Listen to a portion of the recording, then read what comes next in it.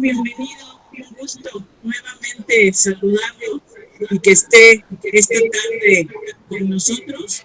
Buena tarde a todos, profesores, maestros que nos acompañan el día de hoy, viernes, en esta conferencia que ya es la quinta de la semanita y obviamente con un tema bien importante, bien interesante, que como comentábamos, no importa si están estudiando un diplomado, inglés, computación, reparación, no importa si están estudiando alguna licenciatura con nosotros, es un tema súper importante y que al parecer nos involucra a todos, nos gusta a todos, es un tema que estoy segura que muchos lo vamos a disfrutar el día de hoy. Entonces, muchísimas gracias, doctor, por sumarse a esta primera jornada académica que estamos haciendo con toda la intención de que sume a los conocimientos de nuestros alumnos. Entonces, muchas gracias por participar como siempre, siempre sumando, siempre con la disposición y obviamente en pro de nuestros alumnos. Muchísimas gracias. Voy a dar la palabra a la licenciada Nancy García, que es nuestra coordinadora académica de universidad, y quién mejor que ella para presentar a nuestro ponente el día de hoy, ¿vale? Entonces, adelante, licenciada Nancy, por favor, buena tarde. Hola, muy buenas tardes, muchas gracias. Nuevamente bienvenidos a todos los que están aquí con nosotros y pues muchas gracias agradeciendo al doctor Francisco que siempre tiene disponibilidad y pues obviamente nosotros más que contentos de que nos esté compartiendo siempre algo del conocimiento y de toda su trayectoria que él tiene aquí con nosotros y obviamente también de forma independiente con toda su formación académica que él tiene. Pues muchas gracias a todos por estar aquí y voy a iniciar esto comentando un poquito de la formación. Digo un poquito porque el doctor tiene muchísima experiencia en muchísimas ramas y voy a comentar la formación que él tiene y la formación también laboral que él cuenta. ¿Ok? El doctor Francisco Javier Hernández García, licenciatura en Sistemas, Informática y Auditoría, licenciatura en Contaduría Pública, especialista en Ciencias Sociales y Humanidades, especialista en Coordinación de Escuela para Padres, especialista en Orientación Familiar, tiene un máster en Administración de Empresas, es maestro en Terapia Familiar, tiene un doctorado en Administración de Empresas con especialidad en Neurociencias y Gestión Financiera. Neuromarketing y neurocodificación. También tiene un doctorado en filosofía, psicobioenergía, medicina natural y biofísica. ¿Ok? Es entrenador de desarrollo y rendimiento en InnoSoul SPA. También es actualmente rector en Seashore University Worldwide. Es directora general del Instituto Nacional de Medicina Cuántica y Natural. También tiene experiencia en administración escolar. Actualmente es rector de Universidad Teológica LATAM. Es rector también en Seashore Multiversities Worldwide. Es rector en la Universidad Católica Virtual y es director general de la Escuela de la Familia, así como también tiene muchísima experiencia en cátedra e investigación. Pues paso a cederle la palabra al doctor Francisco Javier Hernández García para que nos dé esta conferencia, sin antes mencionar que al final habrá un tiempo de preguntas para resolver todas las dudas que surjan. Adelante, doctor. Voy a intentar iniciar con algunas preguntas a manera de reflexión. Y bueno, la charla se llama Cambia tu mente, cambia tu vida, ¿no? Vamos a demostrar, siempre hemos sabido, no sé si ustedes sepan, que todo está conectado con todo. Hoy vamos a demostrar desde una perspectiva científica cómo es que todo está conectado con todo y cómo todo nos afecta a todos. Así, si en algún momento dado tienen alguna pregunta, con todo gusto pueden abrir su micrófono, los que están aquí en la sesión, y hacer la pregunta. Primero es, ¿nosotros tenemos algo que ver con la realidad de la cual estamos rodeados? ¿Podemos nosotros acaso influir en el entorno en el cual nosotros nos encontramos? ¿O es que solamente seremos víctimas de las circunstancias que nos acontecen cada día? ¿Será que nosotros tengamos alguna posibilidad de cambiar las cosas que están a nuestro alrededor? Aún en tiempos de crisis, aún en situaciones complicadas, ¿el ser humano tendrá la posibilidad de cambiar las cosas? ¿Ustedes qué creen? De los que están aquí acompañándonos, ¿ustedes qué creen? ¿Sí tendremos la posibilidad o no? Adelante. Sí, dice Yelitzia, muy bien. Alan, ¿puedes abrir tu micro? Soledad también. Sí, se puede. Sí, se puede. Muy bien. Excelente. Gracias. Bueno, esta pues es una gran pregunta que ahorita algunos de ustedes pues están compartiendo y es interesante. Pero nosotros realmente tenemos ese poder, y si realmente tenemos ese poder, ¿sí? ¿Cómo nosotros podemos hacer mucho por nuestra realidad? ¿Y dónde está ese poder? Hoy vamos a tratar de encontrarlo, a enfocar nuestra mente, un poquito de neuroempoderamiento, que ya saben que es algo que me encanta, la parte neuro, ¿no? Y bueno, quiero empezar con una pequeña reflexión. Desde hace muchos, muchos años, los seres humanos nos hemos preguntado, ¿qué tiene que ver nuestra mente para poder cambiar las cosas? ¿Sí? Y entonces, ¿qué diferencia hay entre la mente y el cerebro? A través de nuestras mentes, de nuestro cerebro, ¿sí? Y de nuestras mentes, nosotros podemos hacer grandes cambios en nuestro entorno. Pero si no entendemos la diferencia que existe entre el hardware y el software, ¿sí? Entre lo que es mente y cerebro, a veces se nos complica mucho o se nos va a complicar mucho cambiar los entornos. Entonces vamos a hacer un recorrido hoy sobre lo que han descubierto ciertos científicos de manera histórica en una línea de tiempo para llegar a entender dónde está ese poder del ser humano de cambiar las realidades en las cuales nosotros vivimos. ¿Les parece bien? Sí. Quiero empezar. ¿Alguien de ustedes conoce a este científico que se llama Thomas Young? ¿Alguien ha oído hablar de él?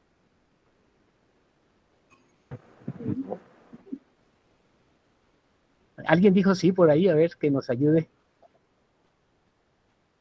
¿No? Ok. Thomas Young fue un científico que él decía, bueno, quiero saber por qué las cosas se comportan como es que se comportan.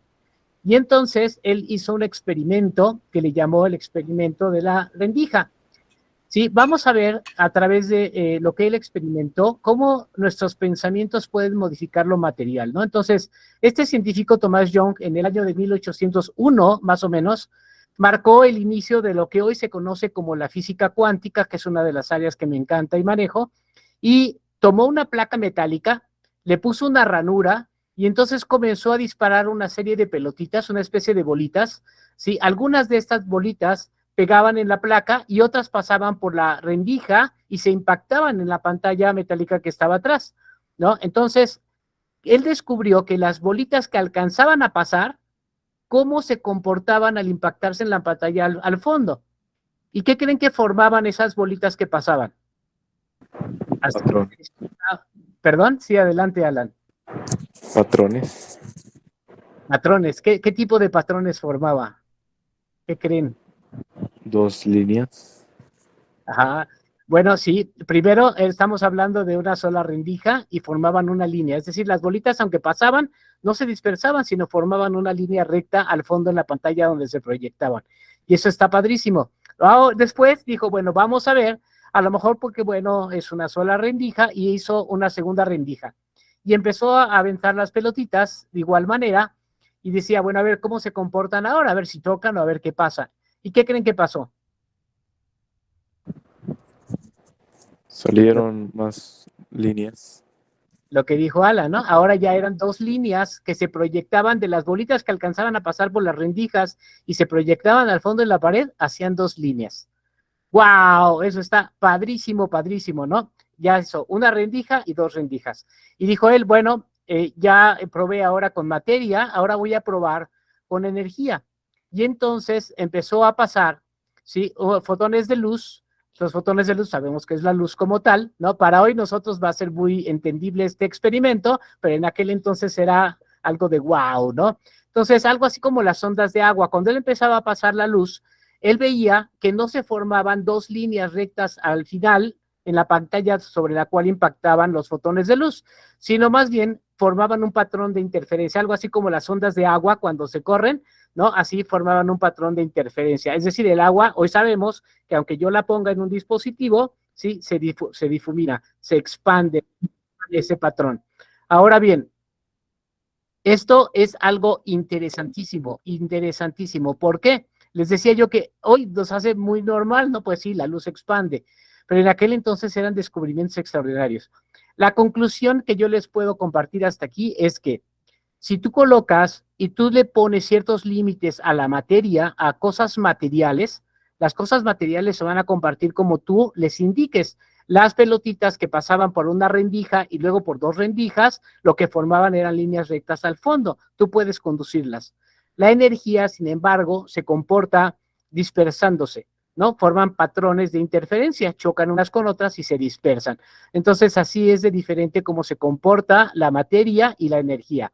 Pero luego tenemos a este otro científico que se llama Pierre Giorgio Merli, que más o menos por los años 64, 1964, hizo el mismo experimento, pero él dijo, ahora yo voy a jugar no con energía ni con materia, ahora yo voy a jugar con electrones, ¿no? Es decir, una parte más pequeña todavía de la materia.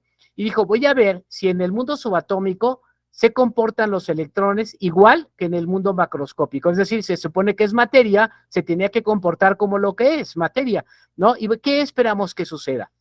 Lo que formó, ¿sí? Cuando este científico Pier Giorgio Merli estuvo lanzando electrones a través de las celdas, si los electrones son la parte más pequeña de la materia, ¿qué creen que formaba al fondo? ¿Patrones de dispersión o líneas rectas? ¿Qué debería formar si eran materia? ¿Qué quedamos en lo que analizamos hace rato? Dispersión. Si son materia, ¿cómo se comportaron en el experimento de Thomas Young? Recta. Haciendo líneas rectas, ¿no? Entonces, si era materia en el mundo subatómico, pues se supone que se tenía que comportar como materia. Pero aquí es donde está lo curioso. Lo que pasó es que formaron patrones de interferencia a los electrones. Es decir, la materia en el mundo subatómico se comporta como si fuera energía. Hace patrones de interferencia, ¿no? Y esto es interesantísimo. De ahí vemos ya él cómo la hizo pasar no solamente una, dos, tres, cuatro rendijas para ver si esto tenía alguna afectación. Pero luego tenemos el próximo científico que es Akira Tonomura. Este hombre más o menos trabajaba para una empresa que se llamaba Hitachi, ¿no? A lo mejor todos lo conocen y no es comercial, ¿sí? Él dijo, bueno, a lo mejor es porque se lanzan todos los los electrones en un solo momento. Vamos a a dispararlos uno por uno y vamos a observarlos a través de un microscopio, cuál es el comportamiento que tienen, porque si es materia se comporta como energía. Y entonces empezó a lanzar cada uno de los electrones y estos seguían formando patrones de interferencia. Entonces, ¿qué hizo? Pues vamos a usar el microscopio, pusieron el microscopio y diferentes dispositivos para observar los electrones. ¿Y qué creen que pasó? ¿Qué se imaginan que pasó?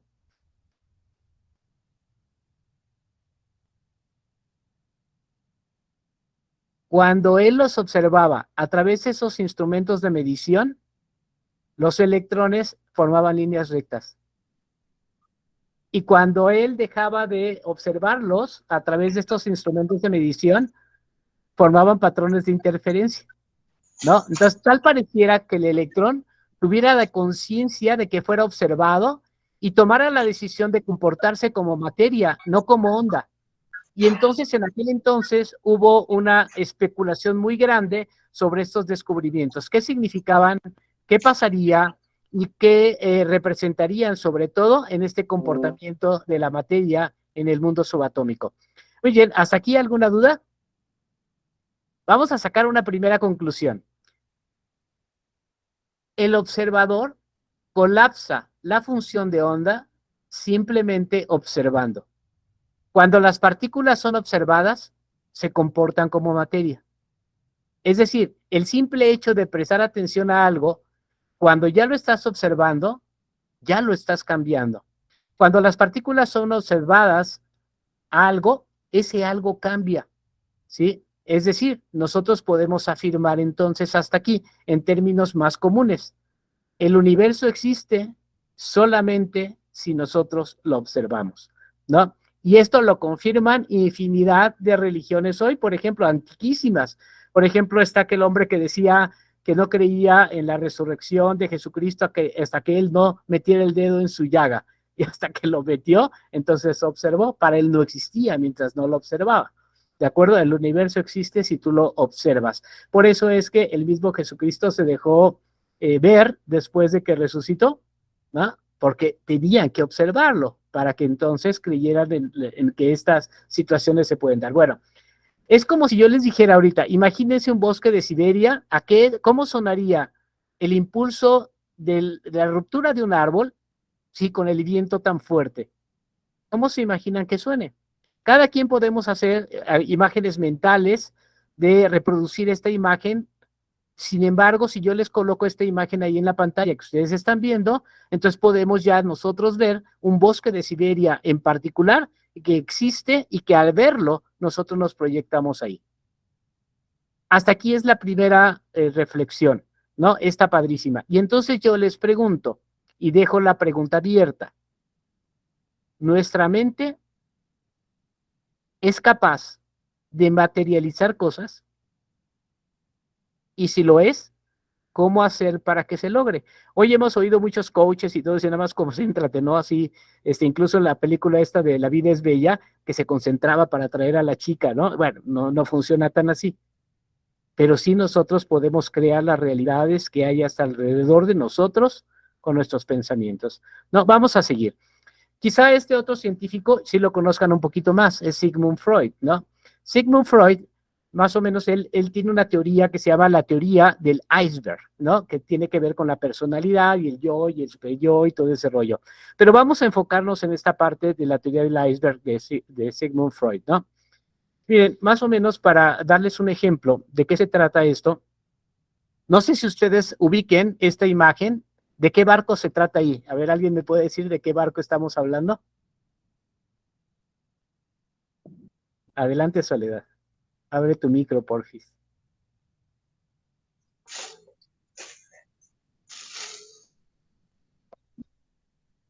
Sí, creo que no te oímos, ¿no? ¿Alguien sabe qué barco es ese? De Titanic. El famoso Titanic, efectivamente. Gracias, Soledad. Fíjense bien, ¿se acuerdan que este Titanic era una obra maestra de ingeniería que incluso llevaba la leyenda que ese barco ni Dios lo podía hundir? Sí, y bueno, ¿saben ustedes quién es ese hombre que está ahí, el capitán Smith? Es el capitán, un hombre muy experimentado que iba a hacer su último viaje en el Titanic y con ese pues ya prácticamente se iba a jubilar, se iba a retirar con bombones y fanfarrias, ¿no? Y bueno, ya sabemos lo que sucede en el barco, ¿no? Y bueno, un poquito para darles el entendimiento de esto que sucede, de qué es la teoría del iceberg de Sigmund Freud. Fíjense bien, cuando tú le das un giro al volante de un auto, el auto automáticamente va a girar a la derecha o a la izquierda. Pero esto no sucede cuando tú mueves, ¿sí?, la dirección de un barco, ¿sí? No se va a dar la vuelta de manera inmediata como un auto. ¿Por qué? Porque tiene que bajar todo el movimiento, ¿sí?, hacia la propela, tienen que empezar a funcionar los motores, entonces empieza a hacer la dirección de giro y tiempo después empieza a girar el barco. Es un monstruo tan tremendo que pues no es solamente así de sencillo, ¿no? Entonces, por eso es que se dice que se tiene entre 1 y 8 segundos cuando hay, por ejemplo, un iceberg, ¿no?, que va a impactarse, contra el cual se va a impactar el barco, tenemos una reacción muy sencilla, y digo muy rápida que se debe tomar, y en todos los barcos, incluso en estos grandes, hay un nombre que le llaman vigía, que es así como el que decían los antiguos, ¿no? Tierra a la vista, bueno, más o menos, iceberg a la vista, o lo que sea a la vista, y entonces hay que reaccionar, y tenemos una fracción de segundos para poder reaccionar cuando estamos cerca. ¿Por qué? Porque un iceberg se ve una parte pequeña en la parte de la superficie del mar, pero en la parte del hondo del mar, pues sabemos que se amplía, ¿sí? La parte de la superficie de los icebergs. Bueno, entonces ahí venía el famoso Titanic, ¿no?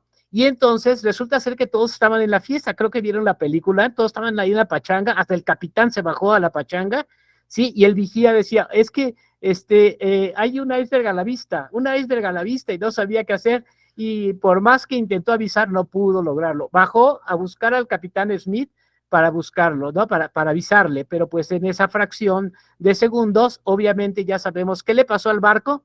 ¿Alguien me puede decir qué le pasó al famoso Titanic?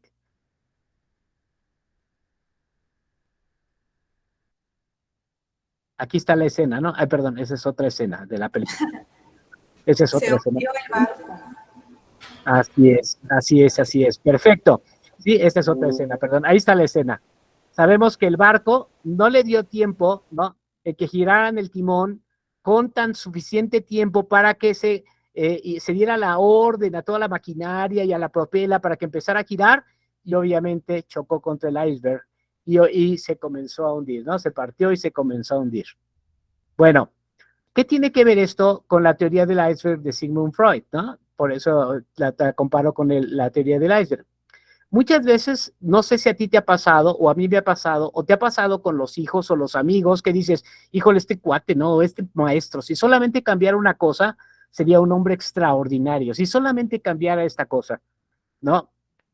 Sin embargo, muchas personas quieren los cambios en su vida, quieren ser ricos, quieren tener un buen empleo, quieren tener muchas cosas y creen que se va a lograr de manera inmediata, que lo vamos a lograr con el simple hecho de desearlo, ¿no? Entonces, fíjense bien, ¿qué aprendimos con esto? Los cambios verdaderos que van a llevar a mover toda una serie de instrumentos de ingeniería tan sofisticados para que empiecen a cambiar, no es inmediato. Es como mover el timón del barco. Se lleva tiempo. Y entonces, poco a poquito, empieza a enviar las señales para que se haga el giro, el cambio y empiece a cambiar. Así nos pasa a ti y a mí. Cuando queremos cambiar algo en nuestra vida, muchos queremos los cambios de manera inmediata, ¿no? Muchos queremos que las cosas sucedan de manera inmediata, pero necesita tiempo. Los cambios verdaderos y profundos necesitan tiempo. No somos un auto que le vamos a dar vuelta a la derecha, vuelta a la izquierda y automáticamente se va a dar, no. Los cambios profundos llevan tiempo. Hay personas que dicen, yo quiero cambiar y quiero dejar de tomar, y a la primera entran en la tentación de volver a tomar, ¿no? No pueden dejar esa compulsión en su cerebro y dicen, no, pues ya, ¿para qué me lo esfuerzo? Así soy yo, ¿no? Así ya nací y así soy yo, y ya no voy a cambiar. Y entonces, en lugar de esperar a que el timón empiece a funcionar en toda la ingeniería del barco, para que uno empiece a ver cambios, no, se desesperan y sueltan el timón. Los cambios profundos en el ser humano llevan tiempo, así como al manejar el barco, ¿no? Y muchas veces basta una fracción de segundos para quebrarse nuevamente. Bueno, ¿qué tiene que ver esto con el ego, el superego, el yo y todo lo demás de Sigmund Freud? Sigmund Freud dice, si tú quieres ver cambios verdaderos en tu vida, en tu persona, si tú no estás de acuerdo en cómo te está yendo hoy en la vida, tienes que empezar con cambios profundos. ¿Se acuerdan que la teoría que hablábamos con los anteriores de George John Berkeley, de Thomas Young, decían, la materia se comporta como tú la dirijas, pero la energía, ¿sí?, se va a comportar con patrones de interferencia, se va a difuminar. Pero cuando lo que se comporta con patrones de interferencia es observado, se va a comportar como aquel que lo observa. Y nuestra mente, nuestros pensamientos son iguales. Si tú dejas, por eso le dicen la loca de la casa, ¿no?, la imaginación, a nuestros pensamientos libres, sin una guía, sin un sentido de vida, tu Titanic se va a hundir. Pero para poder ver cambios necesitamos tiempo. ¿Y por dónde deben empezar nuestros cambios para que las cosas se materialicen y se conviertan en realidades? Tienen que empezar, según Freud, desde el fondo.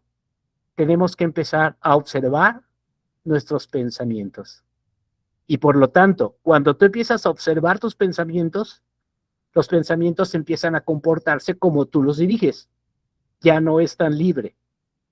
Tienen que comportarse como tú los diriges. Si no los observas, si no los guías, tus pensamientos se van a volver la loca de la casa. Por eso es que hoy vemos que muchas personas que tenemos situaciones en donde no queremos aceptar realidades que vivimos hoy, que incluso son realidades naturales, entonces dejamos que la imaginación y el pensamiento quede abierto sin ningún control y por lo tanto, sí, se rompe nuestro Titanic. Si quieres cambios verdaderos en tu vida, comienza observando tus pensamientos, manejando tus pensamientos, darles un sentido de vida. Así dice Freud. Primero, los cambios deben de ser a nivel pensamiento. Luego, observa y trabaja tus emociones. Exprésalas de manera adecuada, exprésalas de acuerdo al momento que tú estás viviendo. Porque si tú inoculas, si tú te tragas las emociones y no las manifiestas, obviamente te van a empezar a hacer daño. Es como ese enmohecimiento de las piezas del barco que no permiten que gire de manera correcta. Cuando yo tengo pensamientos observados, cuando yo controlo, por ejemplo, no sé si a ustedes les ha tocado ver esos ejercicios de hoy de mindfulness para las personas que tienen, por ejemplo, algunos desórdenes como de ansiedad.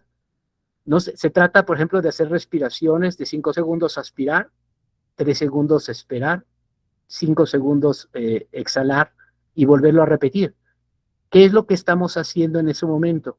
No estamos dejando que nuestra mente divague como loca.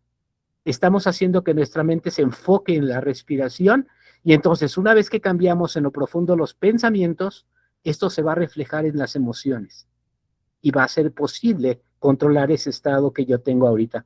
Y una vez que yo entiendo esto y empiezo a cambiar, a observar mis pensamientos, a guiarlos y entonces a tener este manejo de emociones, qué es lo que está pasando, entonces ahora en el nivel más ya se empieza a ver, nosotros ya podemos manifestar ciertas actitudes con nuestras conductas. Se empieza a ver que el cambio está surgiendo desde lo profundo, la propela, los motores, ¿no? Toda la ingeniería, y entonces empieza a dar el giro en nuestra vida. Nuestras conductas comienzan a ser como nosotros queremos. Incluso hay grandes hombres que dicen, bueno, es que yo hago lo que no quiero hacer y quiero ser bueno, pero no me sale. Bueno, las conductas no son más que reflejos del cambio profundo en nuestros pensamientos y del cambio profundo con nuestros pensamientos en el impacto de nuestras emociones. Y entonces nuestras conductas es, sí se ve que está cambiando.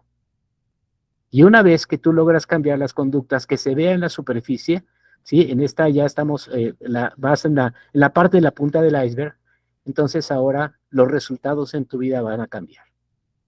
¿Quieres felicidad? ¿Quieres un matrimonio, sí, feliz? ¿Quieres los resultados en la escuela, que se den las calificaciones que tú quieres y el aprendizaje que tú quieres? No puedes empezar con cambiar cosas de conducta. Las conductas son un cambio profundo de tu forma de pensar, del manejo adecuado de tus emociones, derivada de un cambio profundo en tus pensamientos, para que entonces lo que comienzas a hacer empiece a tener resultados visibles. Y estos resultados son nuestros resultados en la vida, ¿no? Muy bien. Les voy a comenzar a comprobar cómo lo que tú piensas, lo que tú sientes, ¿sí? Que se manifiesta en conductas y por lo tanto en resultados de tu vida. Si hoy no estás, yo he visto luego, por ejemplo, en las redes sociales que ponen, es que algún día voy a tener esta casa y este dinero, con desearlo no es suficiente. Para los resultados se hacen con cosas que hago, es decir, conductas, pero las conductas se logran con el manejo adecuado de las emociones y con el encaminamiento de los pensamientos también de manera observada, de manera detallada, de manera dirigida. Te lo voy a demostrar con otros experimentos de hombres que descubrieron la parte científica. Fíjate bien, no sé si tú conozcas a este doctor Masaru Emoto. Él escribió un libro de los mensajes ocultos del agua, ¿no? ¿Alguien ha oído hablar del doctor Masaru Emoto? ¿No? O de este libro de los mensajes ocultos del agua. Bueno, ¿él qué hizo? para que más o menos vayamos entrando en materia. Él dijo, bueno, ya observaron fotones de luz, ya observaron materia, ya observaron electrones, el mundo subatómico de la materia, y entendimos ahora que, bueno, puede haber ciertos cambios, ciertas situaciones, pero vamos a ver ahora no nada más lo que yo sucede dentro de mí, sino qué tanto yo puedo afectar a mi entorno, desde lo que pienso, lo que siento, lo que hago y lo que digo. ¿Qué tanto afecta a nuestro entorno?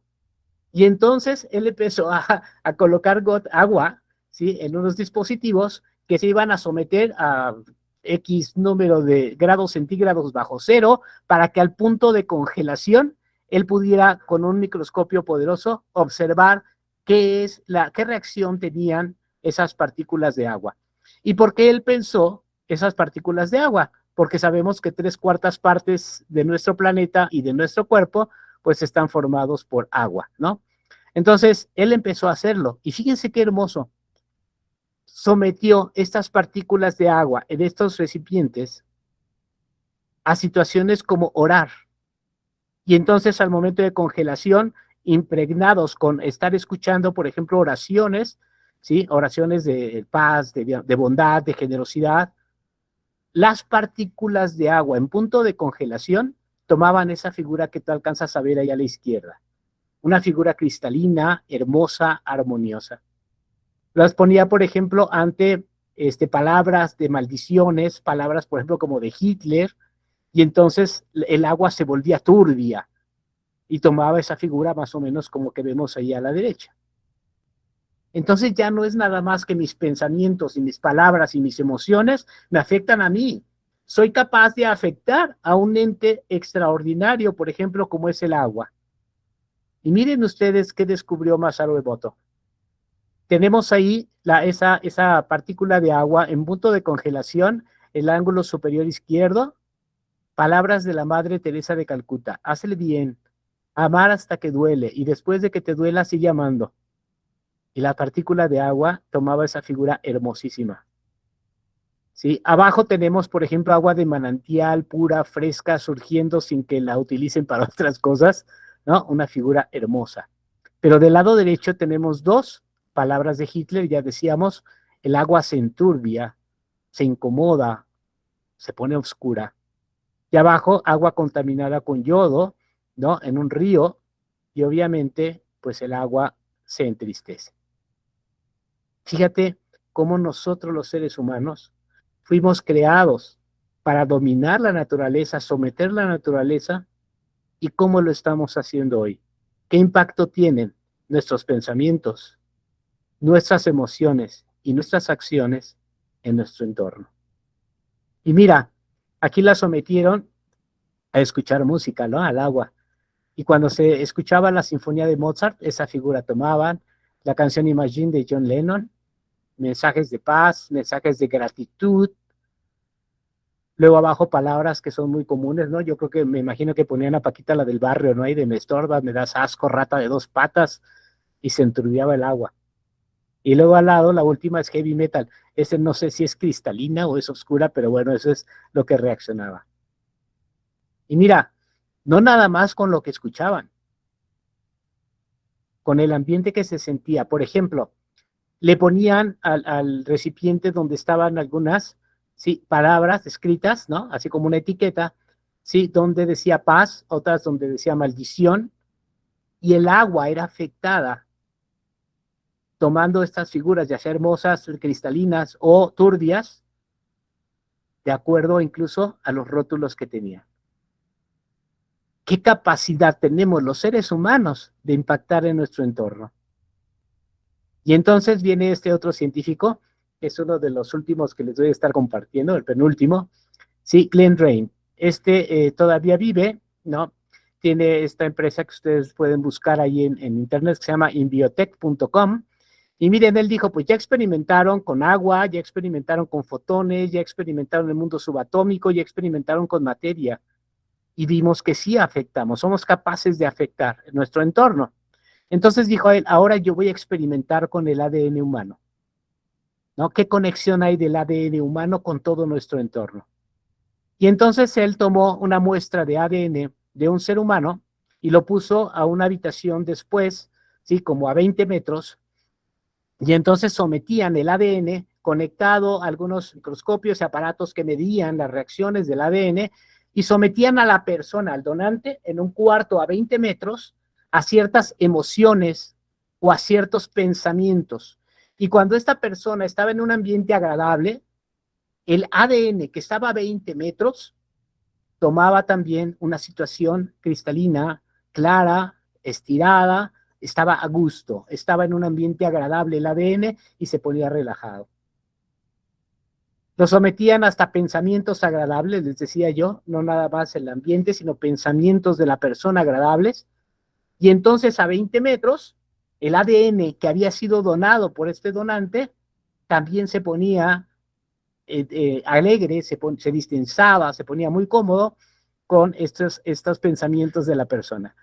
Pero lo contrario, sometían a la persona, al donante del ADN, en un ambiente desagradable o bien con pensamientos desagradables y el ADN se ponía marchito, se encogía, se ponía en un ambiente desagradable.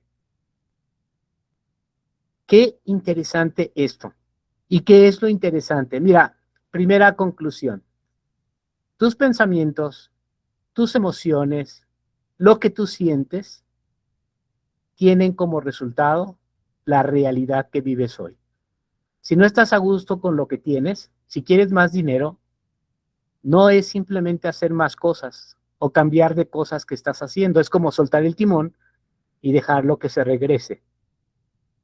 Necesitamos ir a lo profundo, a nuestros pensamientos, a nuestras sensaciones y a nuestras emociones para que se empiecen a observar nuestras acciones y entonces nuestra realidad cambie de manera total. Bien, un hombre llamado Max Planck en 1900 más o menos, en París, comenzó a estudiar estas emisiones que se le llama de cuerpo negro, estas pequeñas emisiones en pequeños paquetes de energía, y teorizó sobre estos paquetes llamándolos cuantos, lo que es la base de la física cuántica, que hoy rompe muchos paradigmas de la física occidental y que va comprobando muchas cosas que nosotros podemos ahora comprobar, tan antiguas, pero tan reales y tan presentes, que nosotros podemos comprobar a través de la ciencia.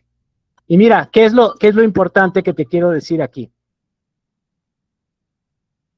El ADN que se comportaba, ¿sí? a distancia, lo más importante es que entendamos esto, y que quiero yo que te quede bien grabado.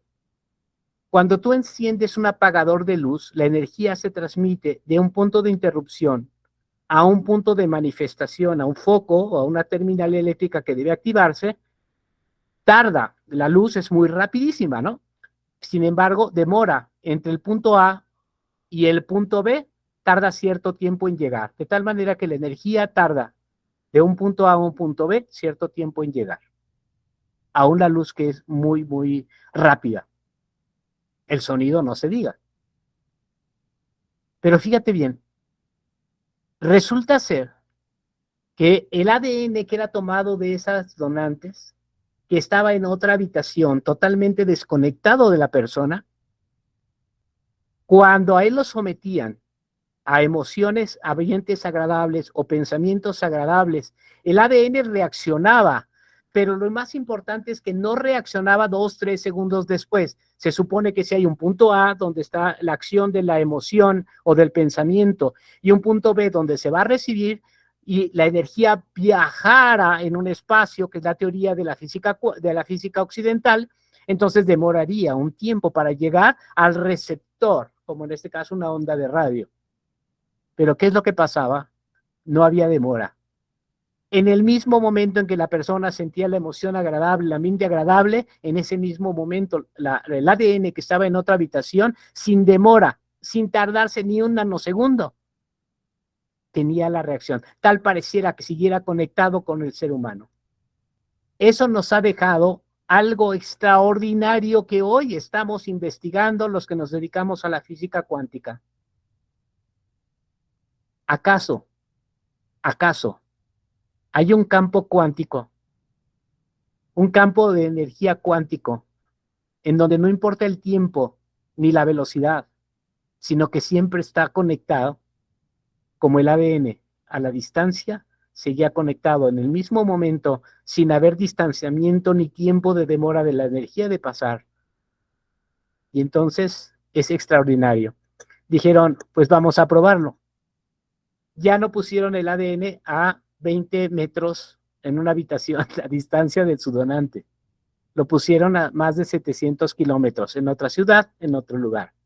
Sometían a la persona donante ante pensamientos, ante emociones y ambientes agradables, y el ADN reaccionaba a más de 720 kilómetros en ese mismo momento, sin demora de ningún nanosegundo, tal como si siguiera conectado con el ser humano. Esto es extraordinario. Hoy se comprueba. Primero, ¿se acuerdan con Masaru Emoto? El potencial que nosotros tenemos desde adentro, desde nuestros pensamientos y emociones, en impactar al medio ambiente como el agua, y en impactar con nuestro mismo ser, a aquellas partículas de nosotros mismos que están en otros lados, como por ejemplo los hijos. ¡Qué extraordinario! ¡Qué extraordinario! Y entonces yo pregunto, ¿acaso, por ejemplo, el aborto, que son partículas de ADN regadas en algún lado, sometidas a un estrés y a una situación tan complicada, qué consecuencias trae para la misma persona que lo hace? Hoy estamos investigando los efectos en este campo cuántico. Y déjame compartirte a otro científico, un maestro que yo tengo, se llama Greg Baden, que nos va a hablar un poquito de estos hallazgos extraordinarios. ¿Sí me permites compartírtelo? Disfruta a Greg Baden explicando un poquito mejor lo que yo te he tratado de explicar en estos momentos. Permíteme.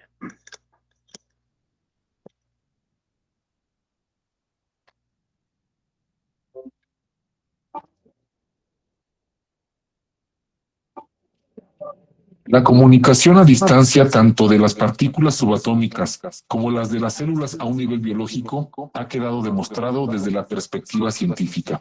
Ahora te presentaré la exposición de Greg Braden, autor de libros como La Matrix Divina, Tiempo Fractal y Verdad Profunda, entre otros, confirmando lo que se ha estado exponiendo hasta ahora.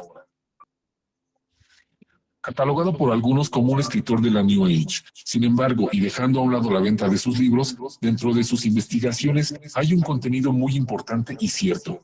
No es bueno para ninguna investigación individual el dejar fuera información por considerarla no apta debido a un patrón mental preconcebido. Hago este apunte porque hay quienes rehuyen de la palabra New Age, dejando fuera buena información sin considerar su verdadera utilidad. A continuación, te presento una interesante entrevista realizada a Greg Braden, en la que habla sobre la realización de un experimento con el ADN, mostrando un comportamiento telepático de transformación física a distancia.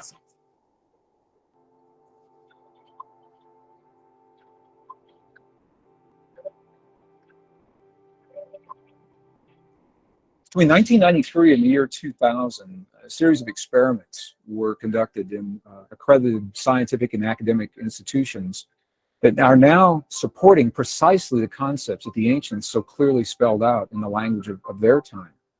3 of these representative experiments are absolutely shaking the foundation of everything we now believe about physics and the way our world works, and are in fact suggesting that we are connected through this field of energy. The idea that there may be an all-permeating essence that connects everything is really not so new. Even in the world of science, the late 1800s, there was this tremendous spiritual revolution that was sweeping the earth. And at that time, there was a great debate as to whether or not this field actually exists. And during that time, it was called the ether field. In 1887, a very famous experiment was conducted to demonstrate once and for all, does this field exist or does it not exist? And based on the results of that experiment, Western science, specifically Western physics, has believed that everything that happens in our world is discrete, non-related, isolated things that appear to be happening in the same instant in time are simply coincidence. The very famous Michelson-Morley experiment, the equivalent of the experiment, is if you were to go outside of the building where you are right now and moisten your finger and place it in the air above your head, and in that moment, you felt no wind against your finger, and from that concluded that no air exists around you. That's the equivalent of this Michelson-Morley experiment. They believed that if this field actually exists, it must be moving. And when they tested for movement, they found none, and from that concluded that the field doesn't exist. From 1887 until the early 1990s, all of Western science was based on the principle that what happens in one place has absolutely no effect on what happens somewhere else. And now we know that this is absolutely not true. So I'd like to share with you 3 experiments that are absolutely shaking the foundation of Western physics. The first was conducted by a Russian physicist, Vladimir Poponin, in the early 1990s. He came to the United States to finish this series of experiments. And what Poponin did was he wanted to investigate the relationship between human DNA and the stuff our world is made out of, little packets of energy that we call photons, little particles of light, if you want to think of them that way. So the experiment consisted of taking a tube, a glass tube, drawing all the air out of this tube, creating what today we call a vacuum, implying that there's nothing left in this tube. However, we know that there's still something left, these little particles of light. So Poponin measured the particles to see how they were distributed. Did they fly all over the place inside the tube, or were they all accumulated at the bottom, or what happened with them? The results of this part of the experiment were not surprising, because the little particles of light, the photons, were completely random, and this is what they expected. The next part of the experiment is where this gets really, really interesting, because they placed some human DNA into this tube. And the human DNA, when they remeasured the photons, the human DNA had caused the photons to form an alignment. The DNA was having a direct effect on the stuff our world is made of. Now, this is precisely what ancient spiritual traditions have always said, that something within us has an effect in the world around us. And Poponin's experiment, for the first time in recent times, is actually verifying this under laboratory conditions. And the next piece of the experiment is even more interesting, because what they found was that when the DNA was removed from the tube, we would expect that they would all go back randomly distributed just the way they were before. And this is not what happened. What happened was, even though the DNA was no longer in the tube, the photons remained aligned as if the DNA were still there. And the question is, why? What is it that causes this effect? There's nothing in Western physics that accounts for why those photons should remain in the position that they were in when the DNA that caused them to become aligned is now removed from the tube. This experiment is called the phantom DNA experiment because the effects last whether the DNA is there or not. What it tells us is, number one, is that DNA is communicating, human DNA is communicating with the stuff our world is made of, the packets of energy that underlie all of matter. It's communicating through a field that has previously been unrecognized. The scientists call it a new field. My sense is it's probably been there all along, and we simply didn't recognize it. So we'll call this a previously unrecognized form of energy. The second experiment, it's a fascinating experiment, it's a military experiment. What they did, in essence, was they took some human DNA, some scrapings from the tissue of inside of the mouth of a donor or volunteer, and they placed this DNA in a device that could measure its effects in one room of a building, while the donor that the DNA came from is in another room in the same building. So living DNA from one person, the DNA is in one place, the volunteer is in another place.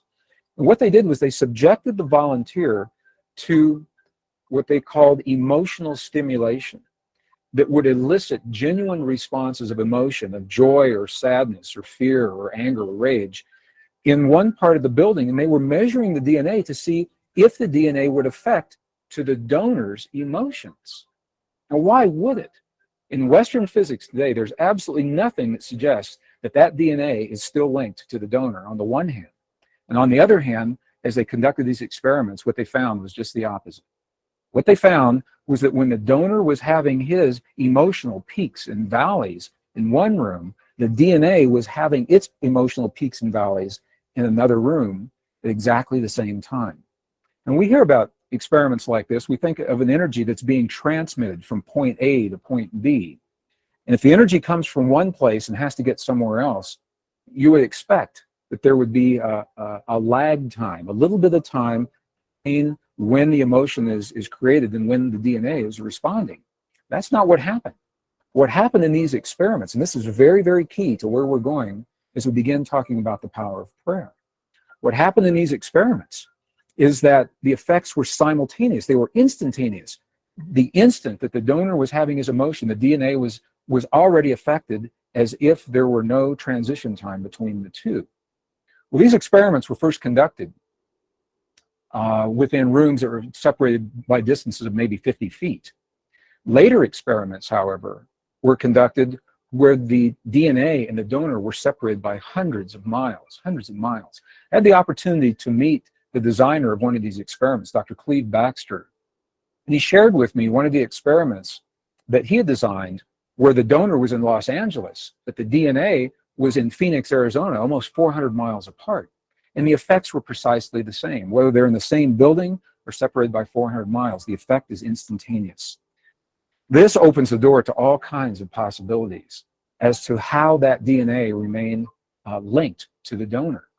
What it says to us, once again, is that we're communicating with DNA through our emotions, and that whether the DNA is within our bodies or we're separated by distances of hundreds of miles, the effect is the same. We call this a non-local energy. It means it's everywhere all the time because the energy doesn't have to travel from point A to point B. So the third experiment was conducted again in the early 1990s by the Institute of Heart and Math, a pioneering research organization based in Northern California that are exploring the human heart is much more than simply as a pump that moves blood through our bodies. And although our hearts do precisely that, it may be the least of what our hearts do. They're discovering that our hearts are the strongest magnetic field in our bodies, and the electromagnetic field that is produced by our hearts has an effect that extends well beyond our bodies. The Heart Math Institute had earlier discovered that around every human heart there is a field of energy shaped like a tube. It's called a tube torus and extends between 5 and 8 feet beyond the human heart. And the question is, in this already acknowledged field, could there be another form of energy that is being carried by this field beyond our bodies? So they designed an experiment to test precisely this theory. It's no surprise they took some human DNA and they isolated the DNA and asked individuals that were trained to feel what are called coherent human emotions, very clear emotions of love, appreciation, compassion, or anger, rage, and hate, to have those feelings on demand. And as the people who were trained to have the feelings did so, they measured the way the DNA responded. And what they found was this. They found that in the presence of appreciation, love, compassion, forgiveness, the DNA became tremendously relaxed. And what we know from other experiments is that this relaxed state of DNA actually enhances our immune response. When you ask people what it is about the feelings of love and compassion that give us our high immune response, this may begin to tell us why, because the DNA is relaxed and actually allows certain portions of those little switches, if you want to think of them that way, to be enabled or turned on. And just the opposite is true as well. In the presence of anger, rage, hate, jealousy, DNA was tightened like a little knot, and it actually shut down in some instances. Those little switches depleted the immune response. Intuitively, we know this. We know that when people live in a state of jealousy or anger or rage, that depresses those portions of our bodies, and just the opposite, love, compassion, understanding, forgiveness, that those kinds of things are enhanced. And now, perhaps for the first time, these experiments are beginning to help us to understand why. It's the effect of human emotion on what is called the conformation or the shape of the DNA in our bodies. And what these experiments showed, and what the lab results, the lab notes and the published papers actually described, was that very specific kinds of human emotion have the power to change the shape of the DNA in our bodies. This is an amazing thing to say, because what it says is that on demand, when we choose to elicit very specific kinds of feelings and emotions inside of our bodies, we actually have the power to change the way the DNA functions in our bodies. This is the beginning of an internal technology, perhaps a very ancient technology that was described in languages of our past that we're only beginning to understand. Well, each of these three experiments was interesting unto itself. In some instances, the researchers were not aware of the experiments that the other laboratories were doing. And these experiments are only representative. Other experiments have been conducted along the same lines, giving the same kinds of results. When you put them all together, however, rather than being interesting, isolated experiments, they begin to tell a story. And the story looks something like this. The first experiment, Vladimir Poponin's experiment, said that the DNA in our bodies has a direct effect on our world, on the physical stuff our world is made of on the energetic level. The last experiment shows that human emotion has the ability to change the DNA that's having an effect on the world around us. And the middle experiment, the one that was conducted by the United States Army, shows that whether we're in the same building or 400 miles apart, the effect is the same. We're not bound by space and time. And as a matter of fact, the results of the experiments are saying precisely this, that you and I have a power within our bodies that is not bound by the laws of physics the way we understand them today. That something within us linked directly to the emotion of our bodies, thoughts, feelings, our prayers, our beliefs, transcends the limits of time and space the way we begin to understand them today.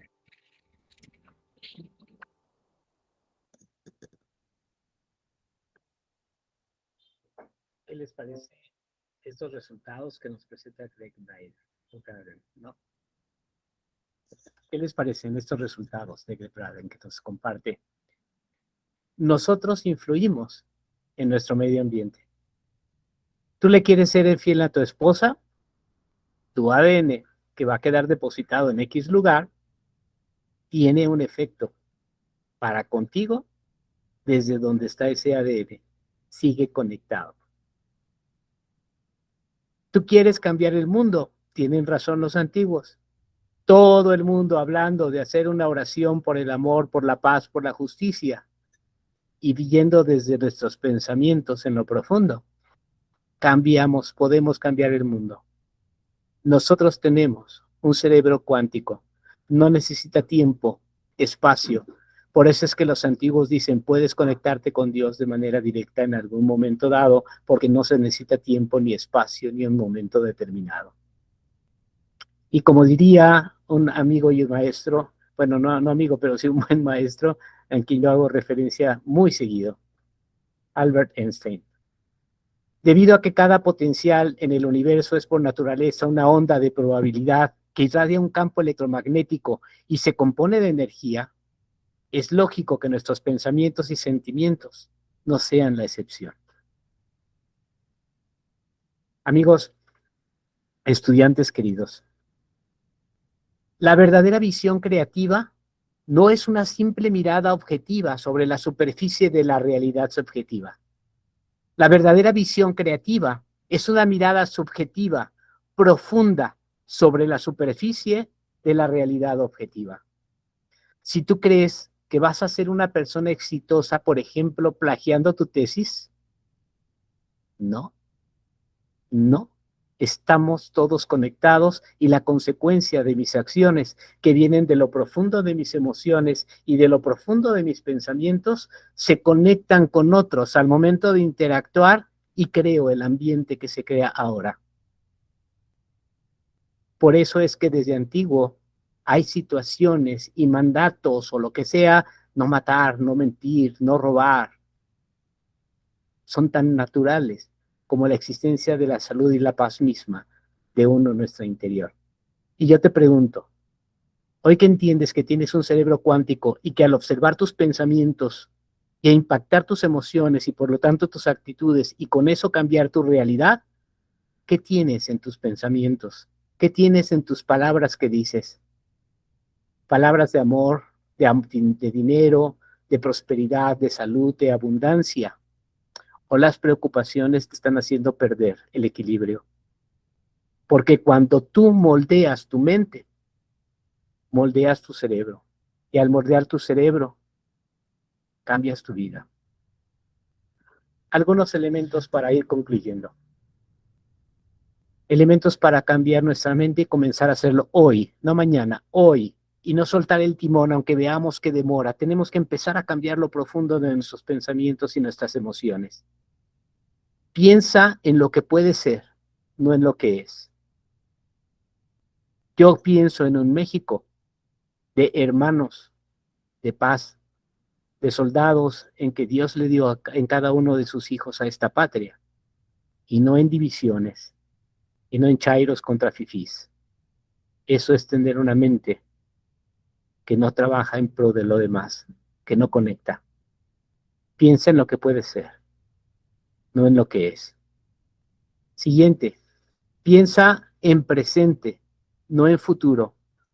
Comienza a proyectar. Por eso algunos coaches dicen, si tú te ves conteniendo dinero, actúa hoy como si tuvieras ese dinero. Empieza a manifestar eso de lo que puede ser, pero viviéndolo desde hoy, no mañana, no pasado mañana, desde hoy. Si tienes que cambiar hábitos, cámbialos desde hoy, en presente, no en futuro. Y esto te va a hacer que tú puedas tener un enfoque.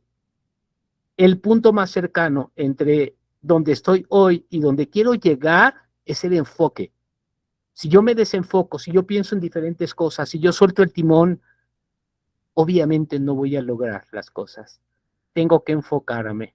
Y los antiguos nos decían esto, ¿no? Aquella mujer de tantos años que estaba sufriendo con dolores y con derrames y no se desenfocó hasta que llegó solamente con que toque la vestimenta del maestro voy a cambiar.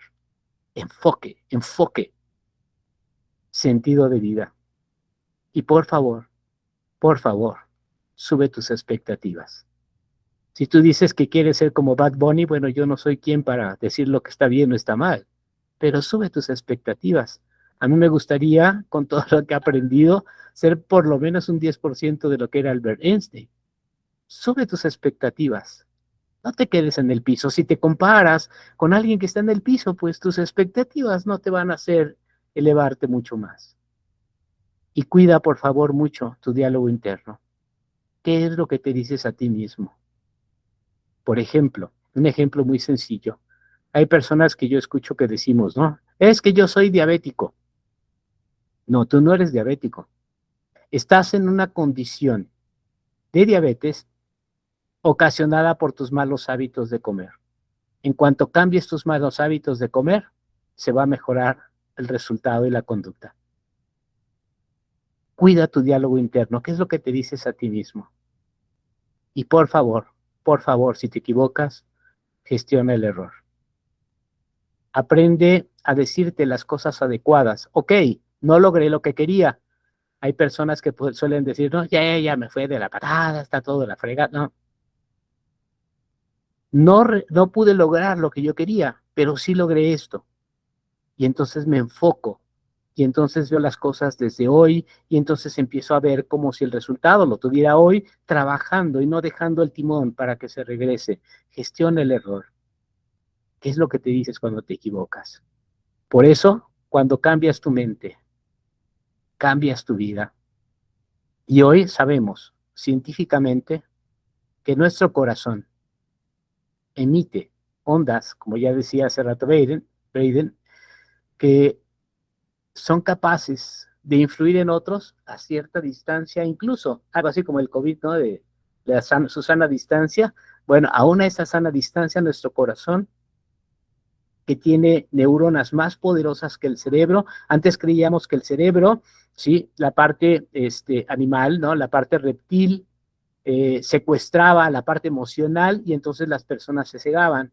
Y entonces, pues ya la razón no tenía sentido. Como cuando se empiezan a alterar para pelearse, pues era el reptil secuestrando la emoción y entonces la razón ya no tenía. Creíamos que el cerebro hacía eso. Hoy sabemos que quien inhibe eso es el corazón. Tiene neuronas más poderosas capaces de inhibir al cerebro. Tenemos que empezar a observar. Tenemos que empezar a alinear mi corazón, mis emociones, mi mente y mi alma, mi espiritualidad. Hay una mujer que te voy a pedir que puedas leer por ahí, que es Santa Hildegarda de Bingen, que habla de esa conexión, de la alineación, lo dicen en otras religiones o en otras situaciones como alineación de chakras, como le quieras llamar. Alinea tu corazón, tu mente, tu alma. Si no lo empezamos a hacer, empieza a ver ese Titanic que se rompe porque no dimos el giro de manera inmediata. ¿Quieres aprender un poquito más de estos descubrimientos del corazón y cómo empezar a trabajar hoy? Que una de las grandes derivas de este mundo actual es el impacto emocional en nuestra mente, debiendo ser totalmente lo contrario. ¿Alguna pregunta? Muchas gracias. Muchas gracias, doctor. Excelente ponencia y creo que es algo que todos debemos de trabajar y que en lo personal muy interesante y que yo misma me doy cuenta que sí hay varios ámbitos de mi vida que tengo que cambiar pues para lograr los objetivos que yo ya tengo. Y pues no sé si alguien que esté aquí conectado con nosotros tenga alguna pregunta que quiera realizar para el doctor Francisco. ¿No? Perfecto, entonces todo quedó claro. Pues bueno, voy a proceder, no sé si me permita compartir mi pantalla. Sí, de hecho abajo. Ok.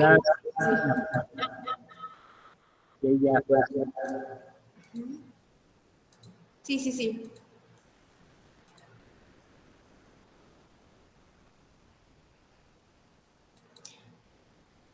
Perfecto, pues entonces voy a continuar a entregarle un reconocimiento, doctor, agradeciendo, como habíamos comentado hace un momento, la licenciada Elizabeth, quien es directora del plantel, y pues su servidora, todo el apoyo que ha brindado y toda la disposición que ha tenido aquí con nosotros en el plantel. Gracias por compartirnos un poquito de todo el conocimiento que usted tiene y obviamente este tipo de ponencias son conferencias que creo que le ayudan a todas las personas y que creo yo que todas las personas deberíamos de conocer para empezar a trabajar todos esos aspectos que a lo mejor sí tenemos que cambiar. Y bueno, pues voy a proceder a hacerle la entrega del conocimiento, voy a leerlo. Dice, Universidad CETEC otorga el presente reconocimiento al doctor Francisco Javier Hernández García por su valiosa participación como ponente en la primera jornada de conferencias Suma a tus conocimientos 2023 de Universidad CETEC. Cuernavaca, Morelos, a 3 de marzo del 2023. Y pues firma la licenciada Elizabeth Sánchez Agatón, directora del plantel, y su servidora, la licenciada Nancy Lorena García Viveros, coordinadora de Universidad CETEC. Un aplauso.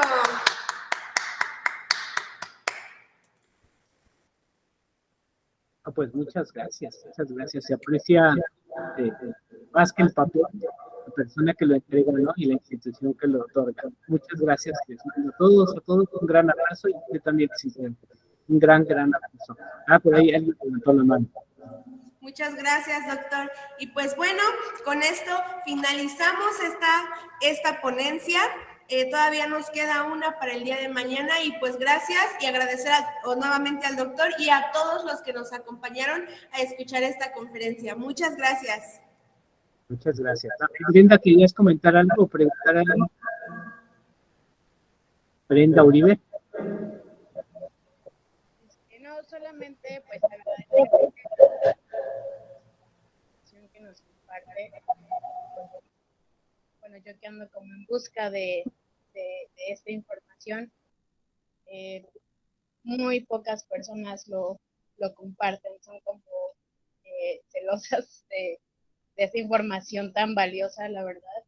Y pues bueno, yo a lo mejor no me ubique usted a mí, pero yo sí lo ubico de hace muchísimos años que estudié en CETEC, y pues todas sus clases y sus conferencias realmente en la vida personal, pues me han ayudado muchísimo.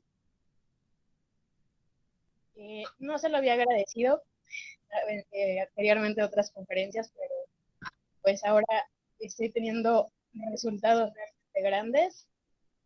Es un momento de agradecérselo y espero verlo en algún momento y agradecérselo en persona. Y pues estoy al pendiente de que a más conferencias de usted. Muchísimas gracias, de verdad. Muchas gracias, Brenda. Muchas gracias. Gracias. Te mando un abrazo muy grande y qué bueno que sea de utilidad. Creo que eso es lo mejor, le decía yo hace rato, más que el documento que se agradece, son las personas. Y cuando escucha uno eso dice, wow, al menos he servido para algo en un momento dado. Les mando a todos un abrazo. Gracias, licenciada Nancy. Gracias, licenciada Elizabeth. Gracias, profesores, alumnos. Y pues sigo a la orden. Dios los bendiga. Hasta luego.